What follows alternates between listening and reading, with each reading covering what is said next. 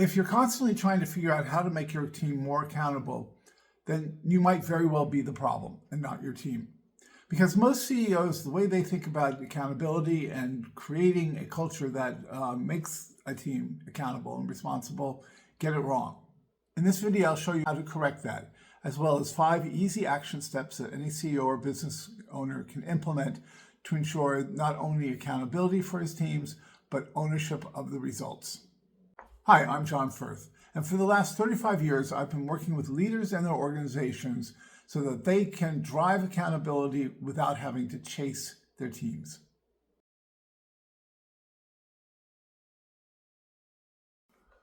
I have a client who I've worked with for almost 9 years. He owns a construction company and real estate development firm in Brooklyn.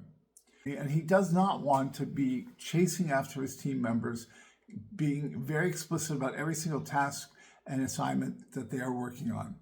That is something he said right from the beginning. However, he had this belief that there's some sort of a system, an automated system, that would act like a project management system where all the tasks would be listed and they'd check them off. Well, that is just scratching at the surface of responsibility and accountability. For one thing, how does he actually know that they've done what they've said they've done until it's too late? The other thing is, it's avoiding the main question, which is one of leadership. I told him to forget the system and to try it a different way. In order to focus his team on the outcomes as opposed to individual tasks, which will change during the course of any construction project or real estate development project, he should ask them, or he should tell them, what the company needs, what the organization needs, and what the project needs. And given their background, whether they're a construction project manager, a plumbing expert, or a member of the staff, they'll immediately think of what their job is because he'll remind them.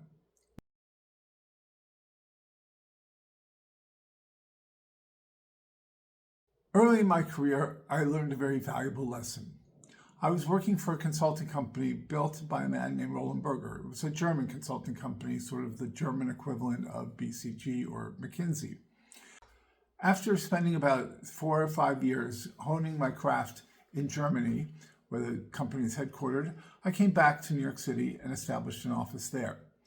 One day, Roland Berger was in New York and he stopped by to check up on me and what I was doing.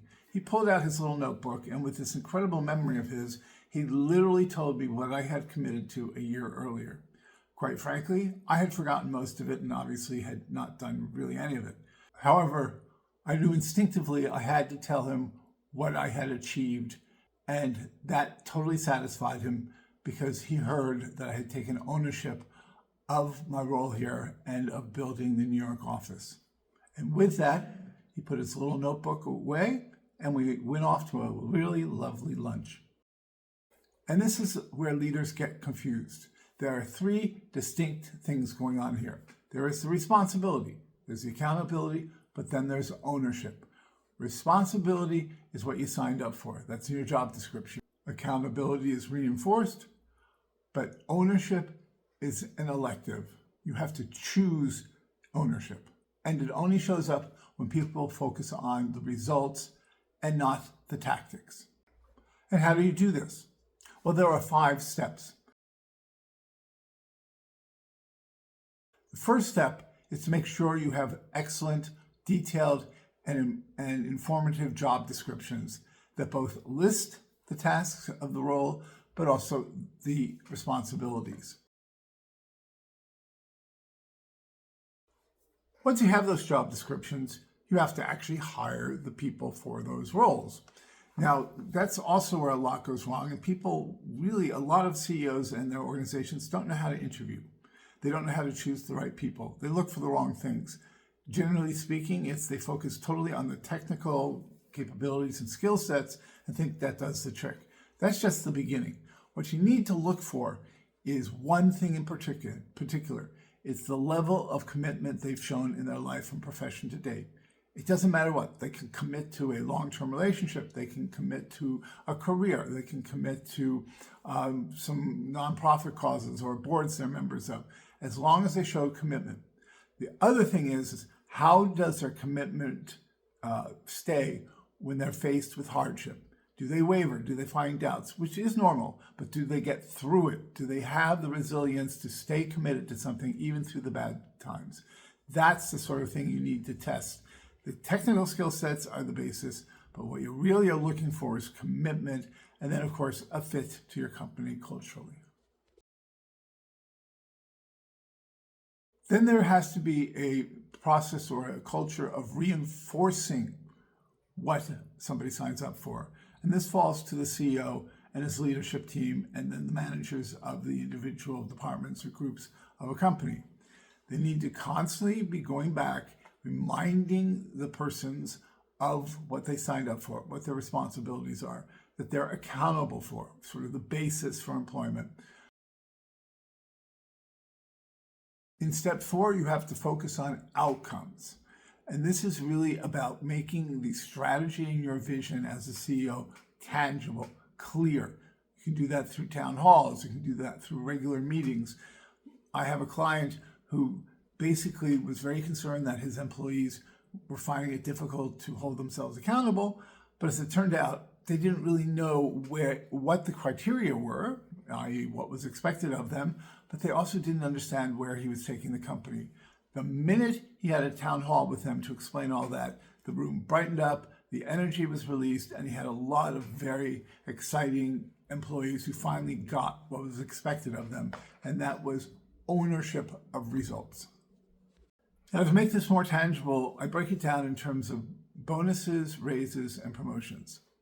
You bonus based on the ability of an individual to achieve what they had signed up for, i.e. what was agreed to in their reviews, but also their responsibilities as a bookkeeper, project manager, whatever. You give raises to those who show that they are accountable, that they don't need a lot of guidance, and that they're beginning to understand what it means to be owners of what they do and of outcomes.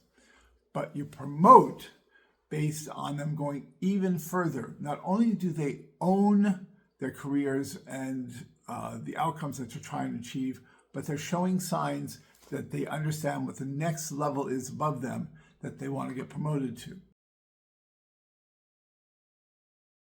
So how do you know someone has understood what you've asked of them and have taken on ownership?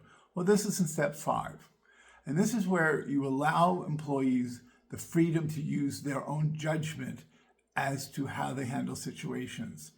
And in particular, how do they handle situations that are out of the norm or exceptions? Do they step up to the plate?